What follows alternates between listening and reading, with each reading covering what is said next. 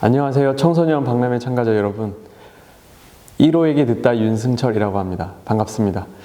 오늘 제가 무슨 이야기를 할까 고민을 하다가 아무래도 제가 경험을 했던 이야기를 하는 게 좋을 것 같아서 제가 사막 마라톤을 했던 경험 그리고 무인도에 갔던 이야기들을 한번 해보려고 합니다. 그냥 마음 편하게 들어주시면 좋을 것 같고 저랑 같이 사막과 무인도 여행 간다고 생각하고 들어주시면 좋을 것 같습니다. 제가 이야기를 시작하기 전에 도대체 저 사람 누구야? 라고 생각하실 수도 있을 것 같아서 보시면 제가 봐도 좀 제가 아닌 것 같은 사진입니다. 같은 사람 맞냐고 물어보시는 분들도 계신데 같은 사람 맞고요. 윤승철이라고 합니다. 제일 첫 줄에 나와 있는 것처럼 세계 최연소로 사막 마라톤 그랜드 슬램을 달성을 했었고 그리고 산악인 엄원길 대장님과 함께 히말라야를 같이 가기도 했었습니다. 그리고 실크로드로 3대 간선이라고 하거든요. 초원로와 북방 오아시스로 그리고 해로를 이렇게 횡단을 3번에 걸쳐서 실크로드를 횡단을 하기도 했었습니다. 사실 그 전에 뭐 TV나 강연 프로그램에 많이 나왔었지만 이런 것들은 부끄럽기 때문에 빨리 다 넘어가고요. 무슨 무인도 생존 다큐입니다. 넘어가겠습니다. 이런 거 다 넘어가고 오늘 저랑 같이 사막과 무인도에 간다고 생각을 하고 들어주시면 좋겠다고 제가 말씀드렸잖아요. 처음에 사막 마라톤을 했던 이야기를 하려고 했더니 제가 학생일 때 학창시절을 어떻게 보냈는지 한번 돌이켜 보다 보니까 제 중학생이었을 때거든요. 학교 교실 뒤에 붙어져 있던 세계 지도를 봤던 기억이 가장 큰 임팩트가 남아서 한번 말씀을 드리고 사막으로 가야겠다라고 생각을 해서 세계 지도를 하나 넣어봤습니다. 제가 학교에 처음 딱 등교를 했는데 세계 지도가 반대로 붙여져 있는 거예요. 교실 뒤쪽에. 잘못 붙여져 있구나 하고 제가 제대로 붙여놓고 왔습니다. 입학한 지 얼마 되지 않아서 뭐 친구들도 모르고 그냥 아직 다 낯선 시기에 교실에 그냥 뒤에 반대로 붙여져 있어서 제대로 붙여놓고 왔거든요. 그 다음날 갔더니 또 세계지도가 반대로 붙여져 있었습니다. 그래서 집에 가기 전에 또 제대로 붙여놓고 왔어요.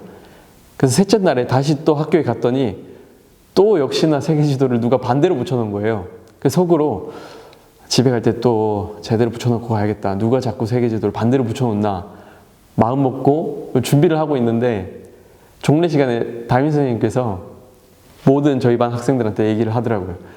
내가 일부러 세계지도를 반대로 붙여놨는데 누가 자꾸 제대로 붙여놓고 가냐.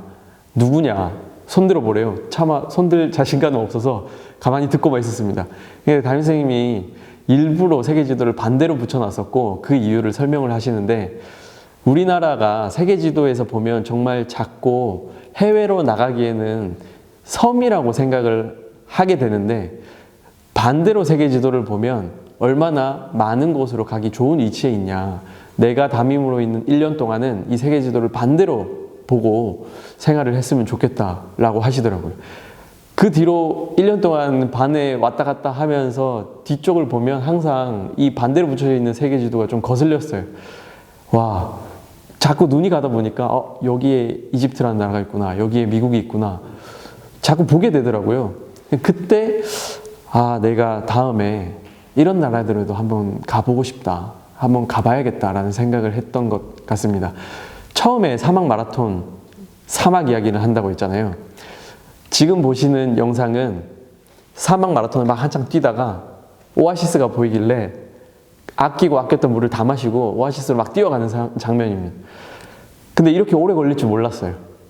제가 뛰면서도 느꼈고 다시 보면서도 느끼는데 약간 다른 세계에 와 있는 느낌이더라고요. 가상현실에 있는 느낌입니다. 이 원근감이라는 게 없어서 사막 마라톤을 할 때는 진짜로 내가 한국에서 벗어나서 다른 세계에 와 있구나라는 느낌을 받았었고 지금 보시는 사진처럼 사막 마라톤은 사막에서 말 그대로 마라톤을 하는 거거든요.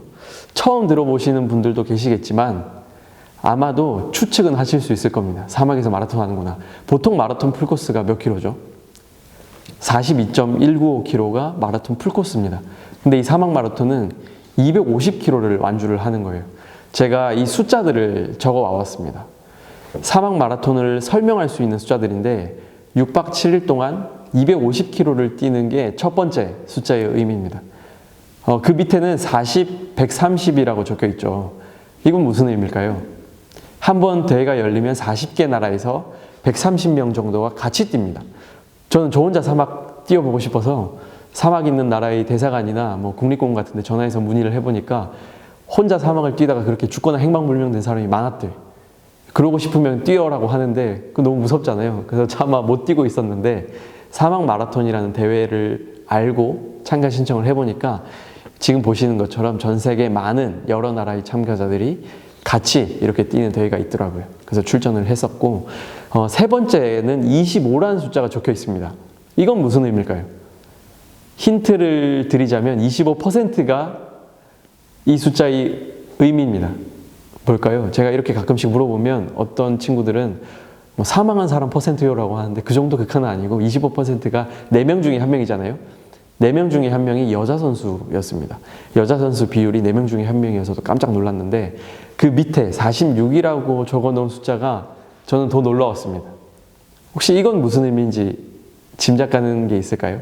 46은 제가 뛰면서도 느꼈고 갔다 와서도 제가 볼 때마다 이것도 놀라는 숫자인데 무슨 의미냐면요. 참가한 참가자들의 평균 나이입니다. 이런 분들도 뜁니다. 60세, 70세 분들도 뛰고요. 한 번은 제가 막 뛰고 있는데 그랜드 슬램을 달성했다고 했지 제 기록은 말씀 안 드렸잖아요. 제가 거의 항상 꼴찌로 들어왔습니다. 거의 꼴찌로 또 그날 또 가고 있었어요. 근데 저보다 뒤에 있던 일본인 70세 할아버지가 저를 추월하면서 저한테 괜찮냐고 오히려 다이조부라고 하고 가는 거예요. 그때 너무 충격을 받아서 대회 끝나고 나서 홈페이지에 들어간 뒤에 참가했던 사람들의 평균 나이를 내보니까 46이었습니다. 진짜 힘들어도 포기를 못 하겠더라고요. 그리고 더 놀라운 숫자가 사실 제일 밑에 있는 380이라는 숫자입니다. 이거 무슨 의미냐면 대회를 가는데 내야 되는 참가비가 380만 원입니다.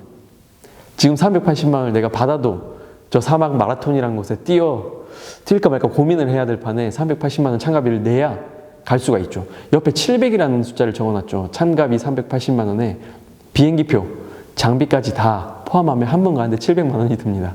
근데 또 이게 한 군데만 뛰어온다고 해서 그랜드 슬램을 달성을 했다고 하지 않거든요. 이 네 군데 사막을 모두 다 뛰어야 됩니다.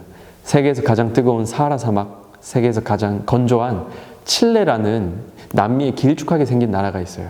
칠레에 있는 아타카마 사막입니다. 그리고 세계에서 가장 바람이 많이 부는 고비 사막, 세계에서 가장 추운 남극을 다 250km씩 다 비싸게 참가비를 내고 뛰어야 됩니다. 저도 제일 잘 나온 사진만 가져와 봤어요. 여기 사하라 사막 뛰고 있는 사진인데 사하라 사막 뛰면서 또 한 번 놀랐던 게 뭐였었냐면요. 지금 보시는 여기 사진처럼 진짜 독특한 모양의 돌들이 있어서 제가 몇 개를 막 주우면서 뛰었습니다. 근데 또 뛰다 보니까 이런 뼈가 있는 거예요. 사막 한복판에. 무슨 뼈일까 하면서 일단 신기하길래 제가 막 사진도 찍고 영상도 막 찍었어요. 제가 신기해서 막 이렇게 찍고 있으니까 옆에 있던 외국인 친구 한 명이 너 이거 무슨 뼈냐고, 무슨 뼈인지 알고 그러냐 묻더라고요. 이거 무슨 뼈일까요? 사하라 사막에서 본 뼈입니다. 이거 무슨 뼈일까요? 저도 듣고 나서도 안 믿겼습니다. 공룡뼈일까? 뭐 낙타뼈일까? 옛날에 무슨 사막이 초원이어서 이게 무슨 목이 긴 기린뼈일까? 추측을 막 하고 있는데 알고 보니까 고래뼈였습니다. 옛날에 사하라 사막이 바다였던 거예요. 그러고 보니까 이 앞에 제가 주웠다고 했던 돌들도 뾰족한 모양이죠. 상어 이빨들이었습니다. 조개 화석들도 보이고. 저도 이 사막을 가서 와 진짜 내가 알고 있던 사막과 많이 다른 모습이구나라는 걸 현장에서 한번 느꼈던 적이 있었고 여기 아타카마 사막이거든요. 이 아타카마 사막은 세계에서 가장 건조한 곳인데 비가 한 방울도 안 온 지역이 여기입니다. 얼마나 건조하냐면 뛰고 있는데 또 낙타가 한 마리가 죽어 있는 거예요. 피부가 그대로 붙어 있길래 죽은 지 얼마 안 된 줄 알았습니다. 그래서 거기 있는 현지인한테 물어봤어요. 이거 죽은 지 얼마나 됐냐. 자기도 모른대요. 자기가 태어날 때부터 이 상태였대. 너무 건조하니까 피부가 안 썩어서 미라처럼 그대로 있습니다. 그래서 20년 전에 죽었는지 200년 전에 죽었는지 2000년 전에 죽었는지 자기도 모른다라고 하는 거예요. 모래폭풍을 만나기도 하고 여기 고비 사막입니다. 이 사진 또 어떤 친구들한테 보여주면 형 다리 짧아서 저기 빠졌을 것 같은데 라고 하는데 진짜 빠져서 나오기 힘들었던 것도 여기 고비 사막이었고 남극입니다. 여기 지금 보시는 영상은 남극에서 제가 마라톤 하면서 찍었던 영상입니다. 제가 생각했던 것보다 훨씬 더 그냥 자연 그 자체였고요. 당연히 펭귄들도 많이 만났습니다. 펭귄들을 만나서 같이 장난도 치고 펭귄들이 호기심이 많아서 제가 근데 남극에서 가만히 서 있잖아요. 그러면 다 저를 둘러싸요. 그때 놀래키고 확 움직이면 걔네들도 놀라서 도망가다가 미끄러지고 막 넘어지고 바다에 빠지고 뒹굴고 그렇습니다. 얘는 턱금 펭귄이라는 펭귄이거든요. 우리가 잘 알고 있는 황제 펭귄도 있지만 턱에 끈이 달려있는 모양이라고 해서 턱금 펭귄입니다. 너무 귀여워서 막 사진을 찍었어요. 옆에 이렇게 또 귀여운 바다 사자들이 있길래 해표들 너무 신기하고 귀여워서 또 막 사진을 찍고 놀았어요. 근데 어느 순간 얘가 바다에 쓱 들어가는 거예요. 근데 이때 또 한번 놀랐던 게 뭐였냐면 이 바다 사자가 들어간 뒤로 갑자기 뭐 시뻘건 덩어리가 바다 밖으로 솟구쳤는데 그게 조금 전에 같이 제가 놀던 턱금 펭귄이었습니다. 이런 것들은 너무 동심파괴인 것 같아서 빨리 넘어갈게요. 이 사막 마라톤 얘기를 하다가 제가 사막 마라톤에 남극도 포함이 돼 있다 했는데 남극은 왜 사막 마라톤에 포함이 될까요? 저는 그냥 세계에서 가장 추운 곳, 세계에서 가장 더운 곳, 뭐 건조한 곳, 바람이 많이 부는 곳 이런 상징성 때문에 그냥 어거지로 넣은 줄 알았거든요. 근데 알고 보니까 이 남극이 사막 마라톤에 들어간 이유가 연평균 강수량을 기준으로 사막 기후대를 나눈다고 합니다. 근데 남극도 강수량이 적은 거죠. 그래서 외국에서는 화이트 데절트라고 부른다고 하더라고요. 그래서 이 네 군데 사하라, 아타카마, 고비, 남극을 다 뛰어야 사막 마라톤 그랜드 슬램이라고 하는데 제가 처음 사하라 사막 마라톤을 출전했거든요. 출전하기 전에 누군가 사막을 뛰는 사진, 지금 보시는 이 사진을 보고 나도 사막에 가고 싶다라는 생각을 처음 했습니다. 왜냐하면 너무 멋있는 거예요.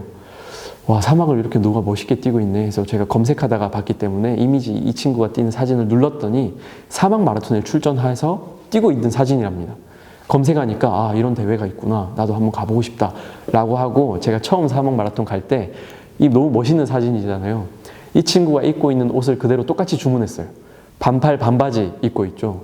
모자 뒤에 천이 달려 있습니다. 이 천이 달려 있는 이유는 목 뒤랑 귀가 타지 말라고 달려 있는 거거든요. 주문했습니다. 신발에 모래 들어가지 말고 천이 달려 있죠. 파란 색깔로 보이시는 저 천도 주문을 했습니다. 물통도 가방에 그냥 넣고 뛰어도 되는데 앞에 두 개 달고 뛰는 게 너무 멋있어서 똑같이 주문했거든요. 제가 드디어 사막을 갈 때 제 친구한테 카메라를 주고 이 친구랑 저도 똑같이 옷을 입었기 때문에 나도 멋있는 사진 한 장이 나오겠다 싶어서 뛰는데 나중에 친구들이 찍어준 영상을 보니까 정말 찌질이 한 명이 이렇게 뛰어오고 있더라고요. 제가 사막도 가고 무인도도 가고 히말라야도 갔다 왔고 뭐 실크로드 횡단했다고 하면 어떤 분들은 이렇게 생각하실 수도 있습니다. 저 사람 원래 운동을 좋아하고 잘했다, 그러니까 그렇게 갔다 왔지 라고 생각하실 수도 있을 텐데 저도 청소년일 때 중학교 2학년일 때 한번 크게 다치셨던 적이 있었습니다. 중2 15살 때 학교에서 뛰어노는데 3층이 1학년 교실이었거든요. 1학년 교실에서 유리가 깨져서 바닥에 떨어져 있었습니다. 유리는 깨져서 투명하게 있었고 저는 이제 친구랑 노니까 그걸 못 본 거예요. 그 유리를 밟고 넘어지는데 넘어지면서 제가 왼쪽 발을 밟고 넘어졌는데 넘어지자마자 바로 정강이뼈, 왼쪽 발 정강이뼈가 부러지고 발목이 이렇게 돌아가면서 뼈가 으스러졌습니다. 이때까지 태어나서 2번 기절해봤거든요. 이때 넘어지자마자 바로 기절했습니다. 근데 눈을 떴을 때가 어디였냐면 병실에, 대학병원 응급실에 병실에 있는 엑스레이를 찍는 그 차가운 철판, 유리판 같은 데 있죠. 우리가 팔이나 다리 부러졌을 때 올리면 되게 차갑잖아요. 거기 제가 누워있는데 등이 너무 차가워서 깼습니다. 그래서 왼쪽을 보니까 남자 의사 선생님 한 분이 제 왼쪽 팔을 못 움직이게 위에서 꽉 누르고 잡고 있는 거예요. 그냥 의사 1이라고 할게요. 의사 1이 잡고 있어요. 그래서 오른쪽을 봤습니다. 오른쪽에 또 의사 2가 저 오른쪽 팔을 못 움직이고 꽉 누르고 잡고 있었어요. 저 붙잡혀 있었습니다. 근데 의사 3이 오더라고요. 저한테 뭐라 했었냐면 너무 심하게 다쳐서 마취할 시간이 없다. 바로 뼈를 맞춰야 된다. 라고 하고 마취도 안 하고 부러진 정강이 뼈랑 으스러진 발목뼈를 막 맞췄습니다. 제가 태어나서 2번 기절했다 했잖아요. 이때 바로 2번째 기절했습니다. 그리고 다시 눈을 떴을 때가 어디였냐면 병실에 제가 다리 올리고 누워있더라고요. 눈 뜬 지 얼마 안 됐는데 저 마취 안 하고 뼈 맞췄던 그 악마 같은 의사 3이 와가지고 저한테 뭐라 하셨냐면 학생, 안 좋은 소식이 2개가 있는데 뭐부터 듣고 싶냐? 선택 기회를 주겠대. 아니, 생각해보니까 하나는 좋고 하나는 안 좋아야 뭐 선택을 하는데 둘 다 안 좋은 것 아무거나 얘기해주세요. 더 안 좋은 것부터 얘기해주세요. 그러니까 그때 의사 선생님이 저한테 뭐라 했냐면 첫 번째가 너무 심하게 다쳐서 언제 걸을 수 있을지 뛸 수 있을지 내가 장담을 못하겠다. 그게 첫 번째였습니다. 두 번째가 뭐였냐면 왼쪽 발 다치면서 무릎에 성장판을 같이 다쳐서 더 이상 키가 안 큰다. 라고 하셨습니다. 그 말 듣자마자 제가 여쭤봤어요. 오른쪽 발은 그럼 안 다쳤으니까 얘는 계속 크나요? 아니면 같이 한 몸이니까 멈추나요? 걱정하지 말아요. 아, 같이 멈추나 보다. 근데 그게 아니라 걱정하지 말라고 했던 이유가 오른쪽, 왼쪽 발목과 무릎의 성장판이 각각 따로 있기 때문에 오른쪽 발은 계속 큰다. 근데 왜 걱정하지 말라고 하셨어요? 걱정하지 마라 했던 이유가 키를 크게 하는 호르몬 주사, 성장 호르몬 주사가 있는 것처럼 반대로 키를 멈추게 하는 주사가 있다. 그래서 오른쪽 무릎에 맞으면 된다라고 하시는 거예요. 제가 지금 앉아 있어서 여러분들이 제 키를 잘 모르실 텐데 171.8입니다. 그때도 171.8이고 지금도 171.8이죠. 제가 그때 전교에서 거의 첫 번째, 두 번째로 컸습니다. 그때 만약에 안 다쳤으면 지금 한 2m 8cm 정도 되지 않나, 저 혼자 그냥 상상을 하는데, 제가 다리를 다치고 한 4달 정도 병원 생활을 했거든요. 그러니까 이제 깁스해도 되니까 병원에 입을 필요가 없다 라고 해서 4달 만에 퇴원을 했습니다. 뼈는 안 붙어가지고 4달 만에 퇴원을 할 때 발가락부터 허벅지까지 깁스하고 목발 짚고 퇴원했습니다. 다행히 한 3개월 정도 그렇게 깁스 생활을 하니까 뼈가 붙어서 깁스를 풀었거든요.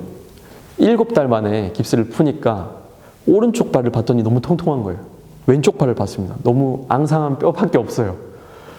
설 수가 없었습니다. 힘이 안 들어가서. 한 2주 정도 지나니까 이제 제가 그냥 딱 설 수 있겠더라고요. 한 7개월 반 만에 체중계에 올라가서 몸무게를 재봤습니다. 저 잘못 본 줄 알았습니다. 숫자를. 98kg였어요. 7개월 만에 30kg가 넘게 찐 거예요. 왜 이렇게 살이 쪘나 곰곰이 생각해 보니까 제가 병원에 입원해 지 얼마 안 됐을 때 제 앞을 항상 왔다 갔다 하는 의사사가 있었거든요. 그 의사사가 저한테 한 날은 학생, 완벽한 이론 평발은 내가 처음 본다. 내가 지금 평발 논문을 쓰는데 제발 내 논문의 연구 대상이 돼달라. 그럼 뭐 해주실 거예요?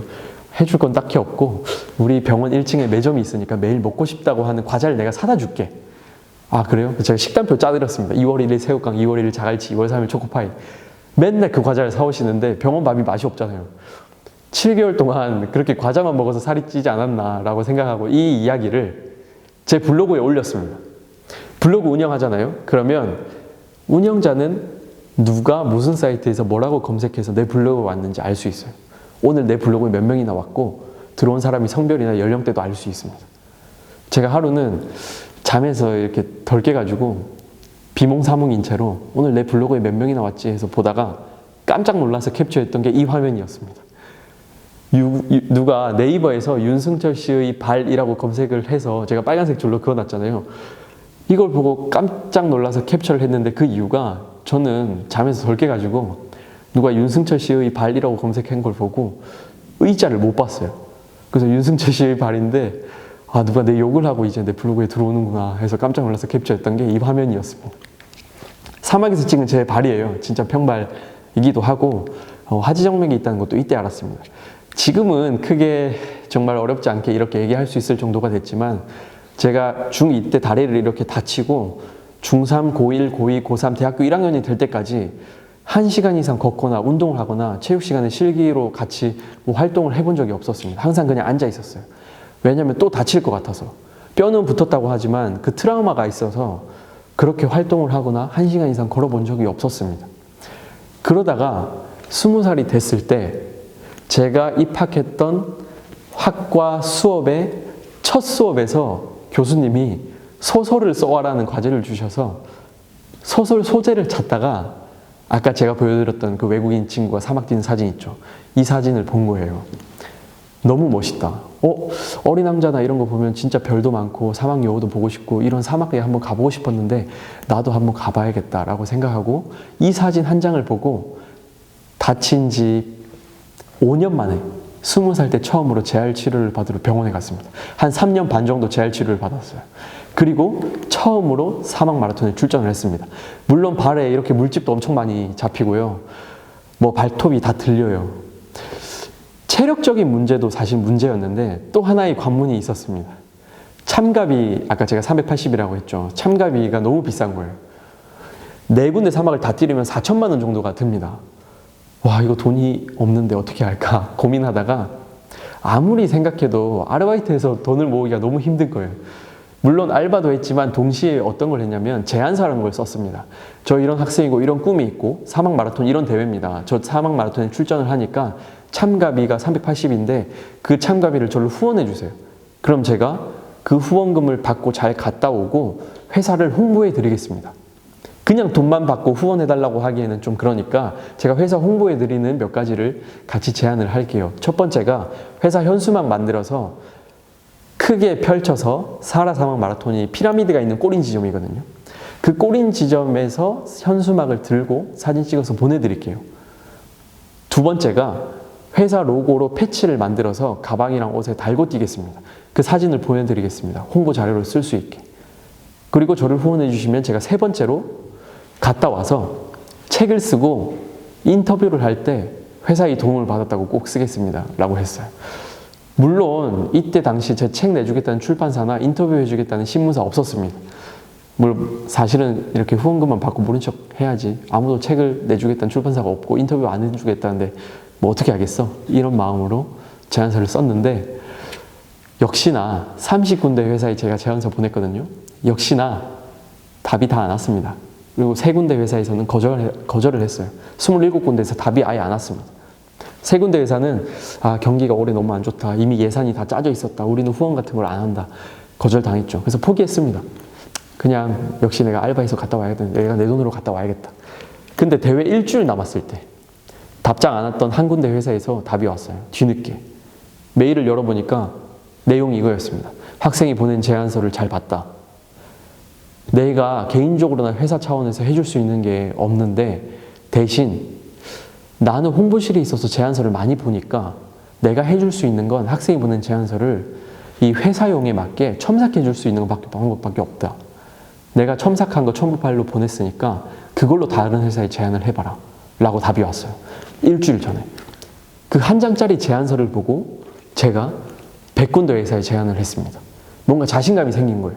이게 역시 회사용이구나. 저는 제안서를 22장을 썼어요. 그분이 보내주신 거 한 장이었습니다. 회사는 많고 긴 걸 보지 않는다. 한 장짜리로 보낸 다음에 미팅하자 하면 네가 썼던 거 들고 가라. 한 장짜리 제안서를 100군데 회사에 보냈습니다. 검색했어요. 우리나라 100대 기업, 작지만 강한 기업, 우수 중소기업, 저평가된 우리 기업, 지방 강소기업 검색을 해서 100군데 회사에 한 장짜리 제안서 보냈더니 이번에 어떻게 됐을까요? 대회 출발 3일 전에 3군데에서 답장이 왔습니다. 첫 번째 회사가 우리 회사가 모든 참가비 다 대주겠다. 두 번째 회사가 갈 때 비행기 티켓 끊을 때 우리가 다 끊어주겠다. 세 번째 회사 아웃도어 회사였거든요. 갈 때 필요한 장비, 가방, 신발, 모자, 선글라스 다 지원해주고 남극은 한국의 추위보다 추우니까 우리 제품으로는 부족할 테니 우리가 특수 제작해주겠다. 패딩이랑 텐트랑 침낭을 따로 제작까지 해주셨어요. 근데 제가 4군데 사막이라고 했잖아요. 지금 보시면 사하라와 아타카마와 고비가 있습니다. 마지막 한 군데 어디였는지 기억나시나요? 남극이었어요. 남극은 한 번 가는데 참가비가 저도 이때 또 한 달 전에 알았습니다. 참가비가 1,800만 원이래요. 한 달 만에 1,800만 원을 또 못 마련할 것 같아서 이번에도 몇 가지 프로젝트를 했습니다. 첫 번째가 뭐였냐면 지나가는 사람 붙잡고 장미꽃 팔았어요. 진짜 장미가 아니에요. 가짜 장미 조화를 몇백 송이를 제가 사서 한 송이 한 송이 비닐 포장한 다음에 지나가는 사람 붙잡고 팔았거든요. 3일 동안 380만 원어치 팔았습니다. 계산해보니까 순수익이 한 350이었어요. 한 송이에 얼마에 팔았을까요? 진짜 고민을 많이 했습니다. 이거 어디에서 팔까? 그래도 사람들이 많이 있는 곳이 서울이고 서울에서도 강남이겠지 해서 강남 지하철역 출구 앞에서 팔았습니다. 3일 동안 380만 원어치 팔았다 했는데 이거 얼마에 팔았을까요? 얼마에 팔까 고민을 많이 하고 시행착오를 겪다가 나중에는 이렇게 팔았습니다. 저 이런 학생인데 이러이러해서 이렇게 참가비를 마련을 하고 있습니다. 장미꽃을 사주세요. 가격 제한이 없습니다. 제 꿈의 가격에 장미꽃을 사주세요 라고 해서 또 많은 분들이 장미꽃을 사주시기도 했고 동시에 펀딩 사이트를 하나 만들었어요. 저는 이런 학생이고 이런 꿈이 있는데 사막 마라톤을 도전을 합니다. 후원을 해주세요 라고 했더니 제가 캡처했을 때가 지금 389만 원이 모였고 91분이 후원해 주셨을 텐데 결과적으로 이 사이트로 2천만 원 넘게 모았습니다.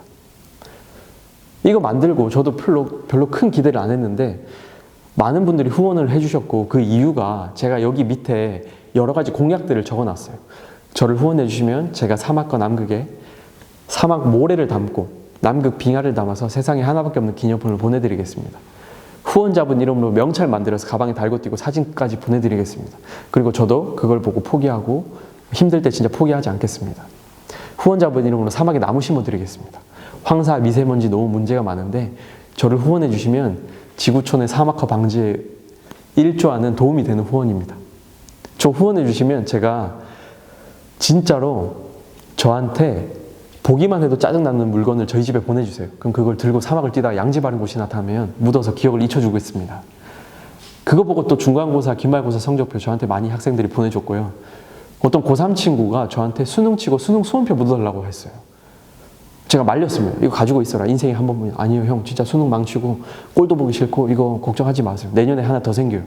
그래서 제가 묻어주고 왔어요. 나중에 엄청 저한테 뭐라 하더라고요. 형 왜 그때 안 말렸냐고. 수험표가 없어서 수험생 할인 혜택 하나도 못 받고 있다고 그랬던 친구도 있었습니다. 헤어진 남자친구, 여자친구 편지, 사진 그런 것도 묻어달라는 분들도 많았고 이런 여러 가지 공약을 보시고 진짜로 많은 분들이 후원을 해주셔서 그 후원금으로 사하라와 아타카마, 고비, 남극 마라톤까지 다 잘 갔다 왔습니다. 남극까지 가는 건 우리가 영화에서 보는 그런 크루즈 같은 큰 배를 타고 가요. 근데 지금은 고무보트 타고 들어가고 있죠. 왜냐하면 큰 배가 남극에 정박을 못합니다. 얼음으로 되어 있어서. 정박하면 다 부서지기 때문에 큰 배를 타고 근처까지 가요. 남극 근처. 빙하들을 막 지나서 근처까지 가고 큰 배에서 바로 근처에서 이제 계단을 타고 내려와서 고무보트를 타고 남극 대륙으로 들어갑니다. 들어가면 이제 펭귄들이 막 마중 나와 있어요. 얘네 호기심이 많아서 제가 들어가는 걸 소리를 듣고 산에서 내려와서 이렇게 다 저를 마중 나와 있는 영상이 이거였습니다.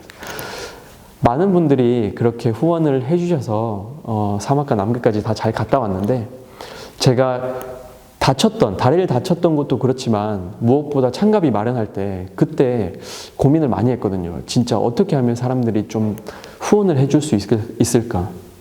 근데 결국에 어쨌든 사람의 마음을 움직이는 게 중요하겠더라고요. 내가 물건을 살 때도 마찬가지고 뭐 어떤 책을 읽을까 고민을 하고 책을 살 때도 마찬가지예요. 모든 일이 어쨌든 사람의 마음을 움직이는 거 그게 중요하고 또 한편으로는 그게 사람들이 말하는 인문학이 아닌가라고 생각을 했습니다. 저는 대학 때 전공이 시 쓰는 거였어요. 문해창작학과에 들어갔었습니다. 그때 교수님이나 제가 학생일 때 선생님들이 계속 책을 읽으라고 했는데 그 이유가 어쨌든 책을 읽으면서 사람들이 어떤 것들을 원하고 어떤 것들에 마음이 움직이는지 그 가치와 그 이유를 책을 읽으면서 알 수 있었으면 좋겠다라고 해서 나중에 계속 사람들이나 선생님이 책을 읽으라 했던 건 아닌가라는 생각을 했었어요. 제가 사막과 무인도 이야기 한다고 했잖아요. 무인도는 제가 가장 최근에 갔다 왔던 무인도에서 찍은 사진입니다. 여기 미크로네시아라는 무인도고 괌 옆에 있어요. 괌에서 한 1시간도 안 떨어져 있는 곳이 여기 제가 갔던 이 무인도입니다. 우리 상상력을 좀 자극하는 공간인 것 같아요. 무인도에 갈 때 뭐 가지고 가세요? 3가지 골라보세요. 이런 얘기도 있고 무인도로 하면 막연히 한번 가보고 싶은데 어떻게 갈 수 있는 방법이 없다. 나는 못 가겠다라고 생각해서 아예 그런 것까지 생각도 안 하고 있죠. 무인도라고 하면 그냥 문득 좀 떠오르는 게 진짜 한번 가보고 싶다. 혹은 무인도 진짜 재미있는 곳인 것 같다라는 생각이 드는데 저도 무인도를 한번 가보고 싶어서 처음에 갔던 계기가 이거였습니다. 무인도에 갔던 이유가 뭐냐고 물어보는데 사막 마라톤 갔던 이유도 그냥 누가 뛰고 있는 사진 한 장 보고 갔고 무인도도 마찬가지예요. 동생이랑 부루마블 게임 하다가 무인도에 걸렸습니다. 3번을 쉬어야 되잖아요. 처음에 이 게임 시작한 지 얼마 안 됐을 때 무인도 걸리면 좀 짜증납니다. 근데 나중에 여기 딱 걸렸을 때는 마음이 편해지죠. 나가봤자 돈만 내는데. 제가 여기서 3턴을 쉬면서 진짜 만화나 영화에 나오는 무인도가 있을까 궁금한 거예요. 그래서 제가 3번 쉬면서 첫 번째 쉴 때 검색을 해봤습니다. 진짜 무인도가 있나요? 어디에 있나요? 검색을 하니까 부루마블 하다가 물어봤는데 누가 쓸데없이 부루마블에 있다는 대답만 들었습니다. 숙제할 때, 과제할 때 여러분 지식 이런 거 뺏기면 안 됩니다. 이상한 분들이 많아요. 2번째쯤 쉴 때 또 검색을 해봤더니 이번에는 이런 기사가 나와요. 혈액형별 무인도 생존법이라고 해서 그려놓은 게 있더라고요.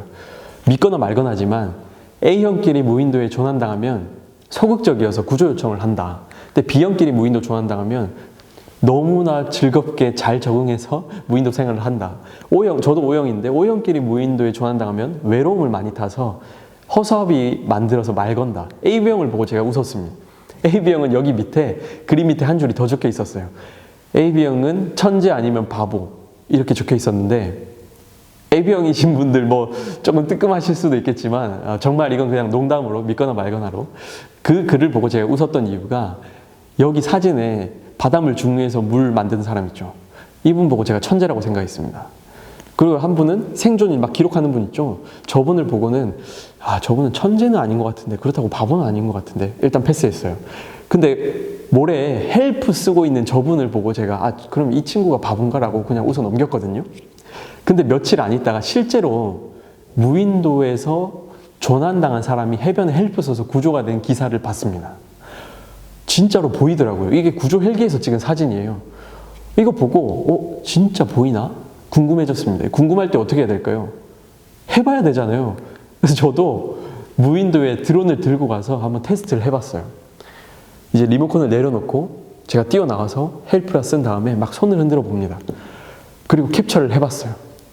잘 보이더라고요. 구조 신호가 헬프랑 또 뭐가 있죠? SOS 있잖아요. 그럼 어느 게 더 잘 보일까요? 궁금할 때 어떻게 해야 될까요? 또 한번 해봐야 되잖아요. 해보는 게 중요합니다. SOS 해봤어요. 잘 보이더라고요. 자신감이 생겼습니다. 와, 진짜 해보니까 헬프도 잘 보이고 SOS 물론 제가 드론을 좀 낮게 날려서 그렇지만 잘 보이는 거예요. 한번 진짜 해봤더니 알겠다. 제가 이 이야기를 왜 말씀드리냐면 제가 인상 깊게 봤던 이야기가 있어서 이걸 꼭 말씀드리고 싶었어요. 무슨 얘기냐? 유리병에 팔이랑 벌을 넣습니다. 그리고 엎어둬요. 그리고 살짝 기울입니다. 여기 막혀 있는 곳이 있죠. 막혀 있는 곳을 햇볕이 드는 밝은 쪽으로 둡니다. 그러면 파리는 2분 만에 나와요. 근데 벌은 결국 여기에 갇혀서 못 나옵니다. 왜 벌이 못 나오냐면 너무 똑똑한 거예요. 밝은 곳이 출구인 걸 알고 있는데 막혀 있잖아요. 다른 데 갈 생각을 안 합니다. 여기 언젠가 문이 열리겠지. 여기가 밝은 곳이 출구니까. 못 나오고 죽습니다. 파리는 그런 게 없어요. 그냥 여기 갔다 여기 아니구나, 여기 갔다 여기 아니구나. 몸으로 부딪히면서 출구를 결국 찾고 나오는 거죠. 가끔씩은 우리는 자꾸 나름의 논리를 만들려고 해요. 이번에 여기에 여행 가는 이유는, 여기에 이번에 내가 이 결정을 한 이유는, 내가 이거 사는 이유는 누군가를 좀 이해시키려고 하는 게 있거든요.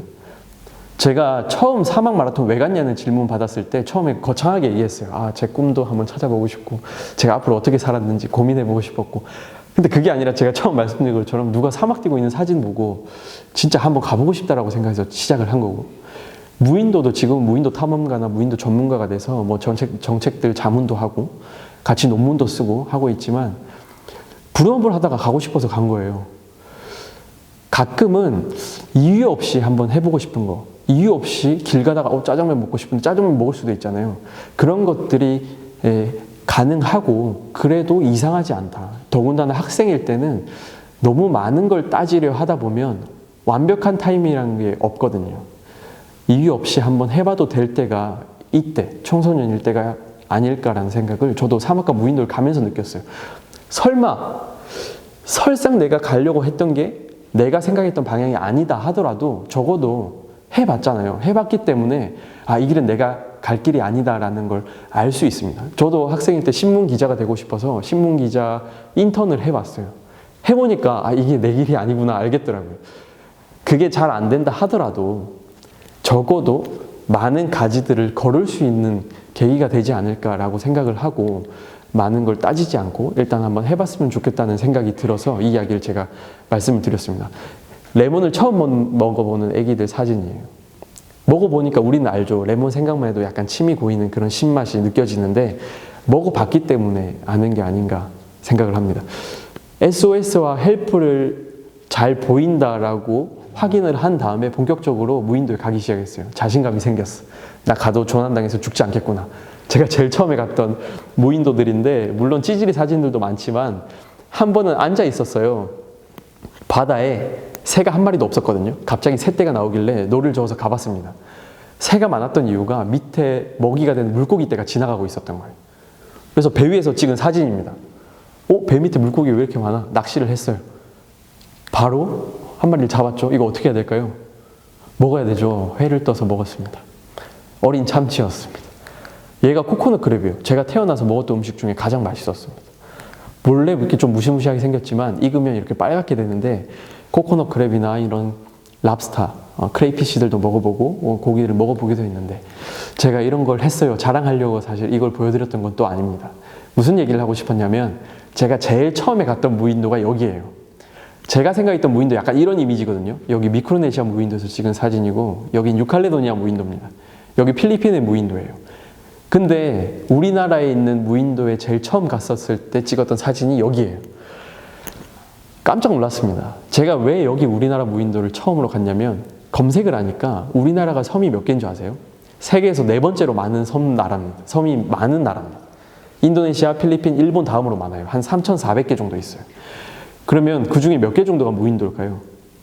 한 2,900개 정도가 무인도입니다. 좀 깜짝 놀랐어요. 우리나라 무인도가 이렇게 많아? 그래서 제가 그때 서울에 있어서 가까이에 있는 인천에 가서 인천에 있는 아무 선장님, 아저씨 붙잡고 저 무인도 가고 싶어요. 내려다 주세요. 4일 있다가 나오고 싶어요. 배값을 드리고 선장님이 내려줬던 무인도가 여기였습니다. 근데 진짜 아무것도 없는 거예요. 너무 실망했습니다. 근데 이미 그걸 느꼈을 때는 선장님은 저를 내려주고 배를 빼고 가고 있었어요. 4일 동안 있어야 되는데 너무 할 게 없어가지고 산에서 나무 꺾어서 모닥불 피우고 그냥 쭈그려 앉아 있었습니다. 한 6시간 정도 지나니까 해가 졌어요.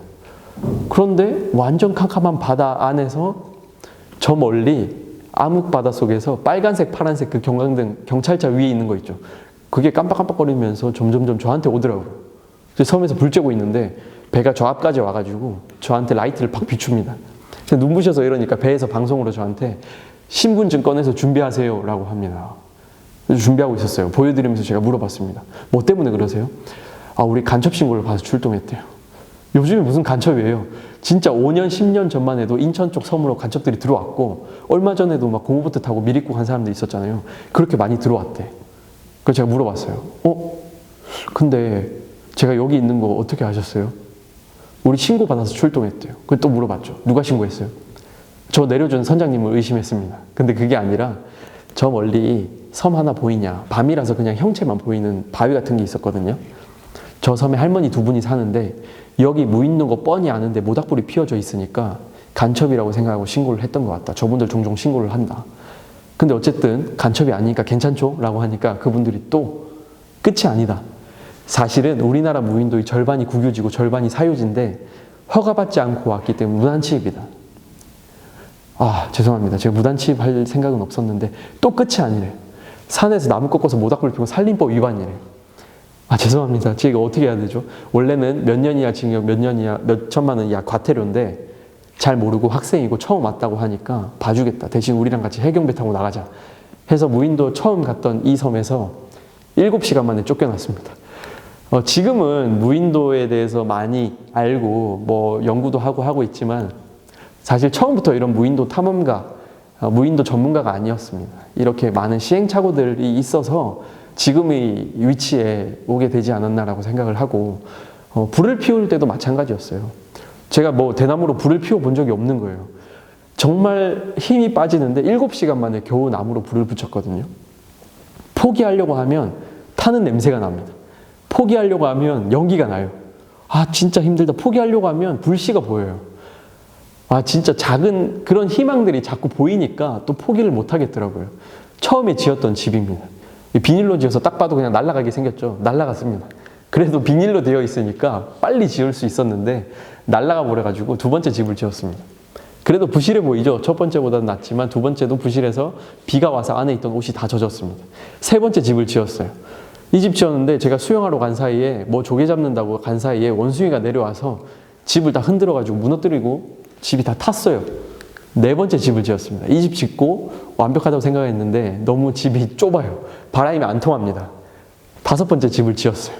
바람도 통하고 튼튼하고 비도 안 들어오고 날아가지도 않는 집을 짓고 완벽하다고 생각을 했더니 밤에 잠을 자는데 누가 제 발가락을 꼬집는 거예요.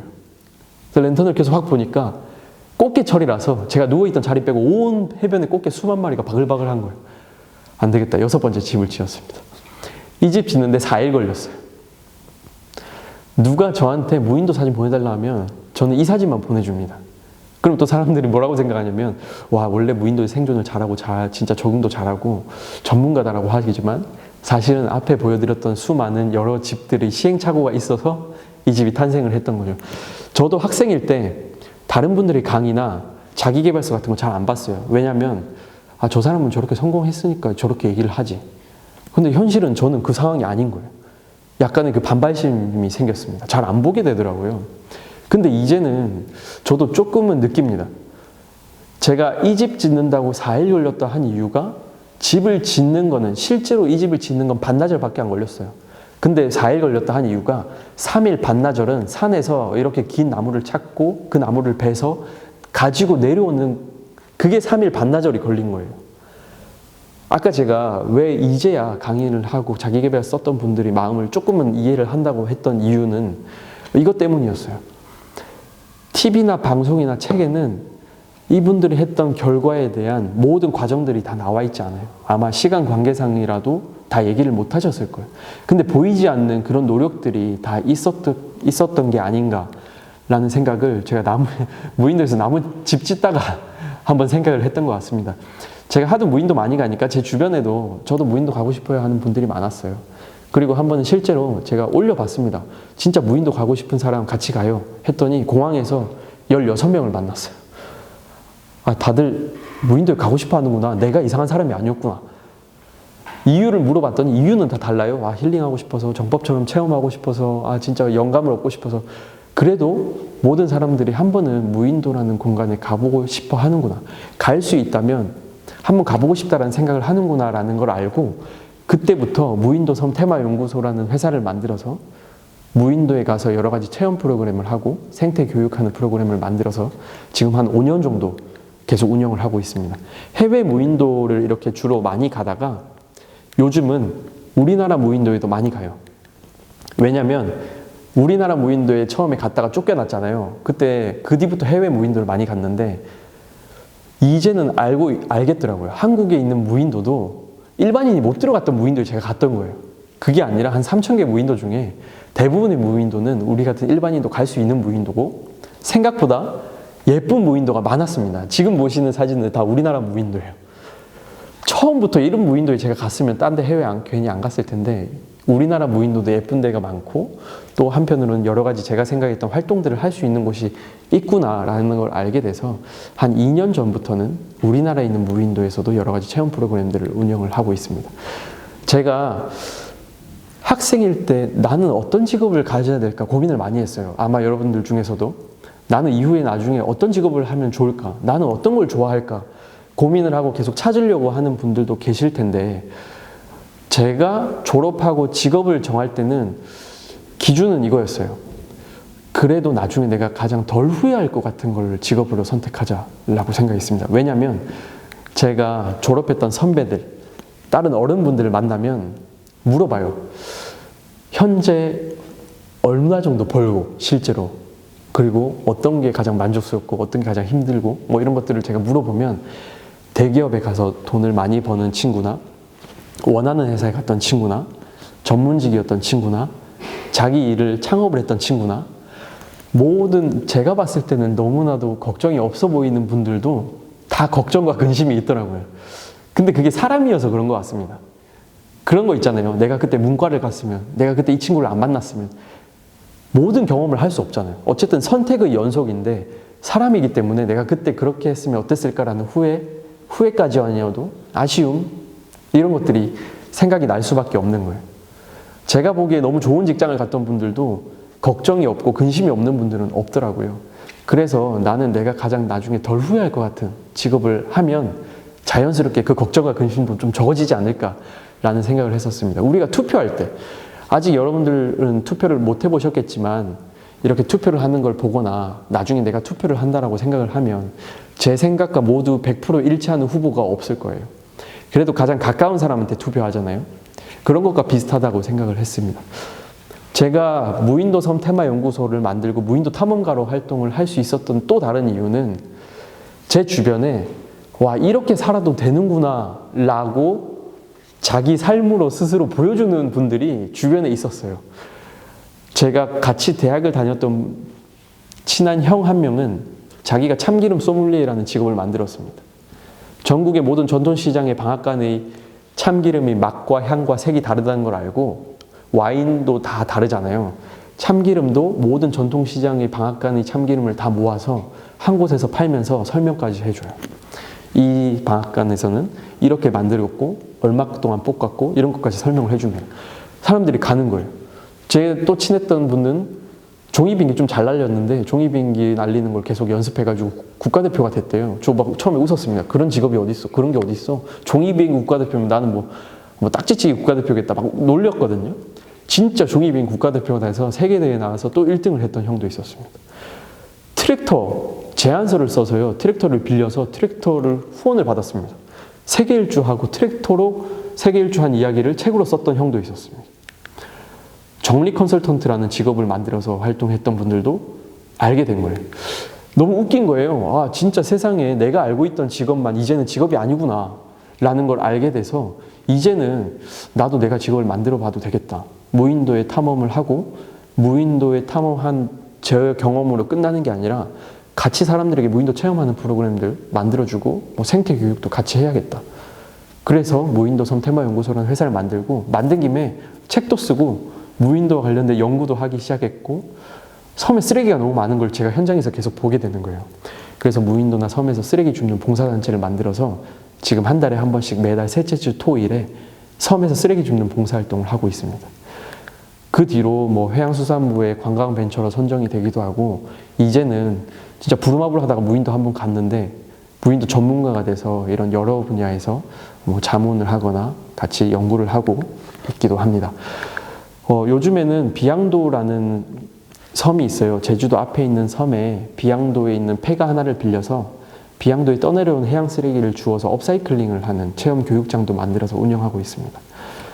이제 마지막 슬라이드예요.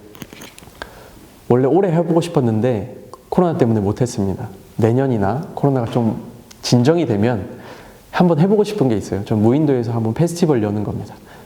시끄럽게 해도 뭐 누가 뭐라 할 사람도 없고 무인도에서 페스티벌 할 때 제가 초대하겠습니다, 여러분들. 초대하고 내릴 때 배에서 내리실 때 제가 세계지도, 보물지도를 하나 나눠줄 거예요. 보물지도에 딱 체크한 곳에 정확한 위치에서 땅을 파면 뭐가 나올까요? 갤럭시도 나오고 에어팟 이런 것도 나오고 같이 한번 무인도 페스티벌을 즐기는 날이 왔으면 좋겠습니다. 제가 정말로 하고 싶었던 게 이 이야기였어요. 지금 당장 제 이야기를 듣고 나는 뭘 좋아하지? 내 꿈은 뭐지? 결정하고 선택하려고 해도 떠오르는 게 없을 거예요. 일찍 알면 좋죠. 하지만 그걸 못 찾는다고 해서 너무 스트레스는 받지 않았으면 좋겠습니다. 모르는 게 당연해요. 그리고 그건 계속 바뀝니다. 다만 살다가 와 진짜 이거 한번 해보고 싶다. 여기 한번 가보고 싶다. 이거 한번 나도 참가해보고 싶다. 이거 하나 발명해보고 싶다. 문득 그런 순간이 생겼을 때 그때는 일단 한번 시작해봤으면 좋겠어요. 부루마블 하다가 검색하니까 무인도가 많은 걸 알고 한번 가봤다가 시행착오 끝에 무인도까지 가게 된 거죠. 그 사진 한 장 보고 재활치료를 하다가 물론 꼴찌로 들어왔지만 무인도에 가기 전에 사막 마라톤을 또 완주를 할 수 있었던 것 같아요. 그렇게 너무 많은 걸 생각하지 말고 너무 스트레스를 받지 말고 정말 어느 순간 잠자다가 친구랑 놀다가 TV 보다가 이거 한번 해보고 싶다 라는 게 있을 때 검색을 하든 일단 어쨌든 한번 시작을 해본다면 저는 오늘 이야기를 드렸던 이 시간이 너무 의미 있을 것 같습니다. 아마 많이 궁금한 것도 많고 또 이후에 나 진짜 이거 한번 궁금해요. 이거 꼭 물어보고 싶어요. 라고 생각나는 것들이 있을 겁니다. 물론 제가 이제 이야기 끝난 다음에 질의응답을 한번 해볼 테지만 언제라도 궁금한 게 있으면 편하게 물어보셨으면 좋겠고요. 요즘은 무인도사라는 유튜브를 운영을 하고 있어요. 무인도사라고 해서 뭐 도사 이런 도사가 아니라 무인도의 역사를 안내해주는 채널을 운영을 하고 있는데 편하게 댓글이나 뭐 메시지를 주시면 제가 알고 있는 한도 내에서 또 답을 해드리도록 하겠습니다. 청소년들과 실제로 무인도에 같이 가서 여러 가지 체험하는 프로그램들을 지금 운영을 하고 있어요. 그래서 많은 분들이 같이 가서 무인도에 체험도 하고 제가 섬에서 봉사활동 한다고 했잖아요. 무인도 체험을 하고 나올 때는 항상 쓰레기를 줍고 나옵니다. 요즘은 플로깅이라고 하는데 같이 이렇게 걸으면서 쓰레기를 줍는 걸 플로깅이라고 하거든요.